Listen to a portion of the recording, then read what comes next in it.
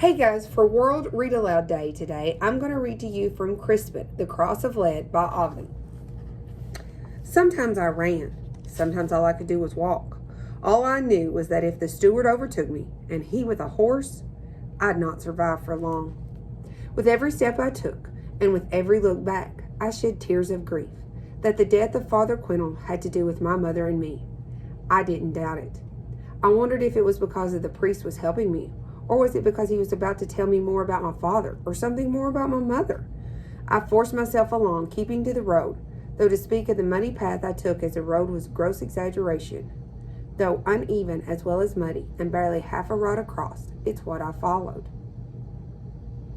I had gone for but a short time when I realized I lost the sack of food Goodwife Peregrine had given me. I halted, even considered going back to find it, but I knew that would be folly.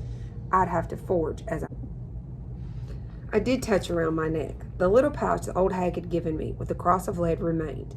Grateful to have at least, I pushed on. At first the road took me by open areas, but soon it led me into a forest of densely twisted trees and allowed neither moon nor starlight to seep through. After going a little more, I halted, too exhausted to go on. I sank down, back propped against a tree. Though worn out from my flight, my close escape, not to mention my turning emotions, I could not rest. I kept thinking of all that had happened, trying to make sense of what had occurred, of how I'd become a wolf's head. As for what would happen, I could see little but an early death in an unmarked grave, if I were lucky to have even that. What's more, I knew that if I died alone, without the benefit of sacred rites, I'd plunge straight into torment, and they would go on forever. Unable to sleep, I sat amidst the swarming darkness, starting at every random rustling and crackling that came to my ear. Then the wind began to moan, causing branches to stir and trees to creak and knock one upon the other. These sounds were lanced by the hooting of the devil's own bird, an owl. Far worse were the sudden silences that suggested something lurking near.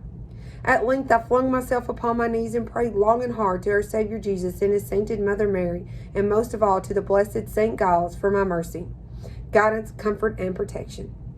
Thus, putting myself in God's merciful hands brought me little relief, enough to allow me to fall into an irregular sleep, unsure of what the next day would bring. Check out the book from the library and see what happens to Crispin.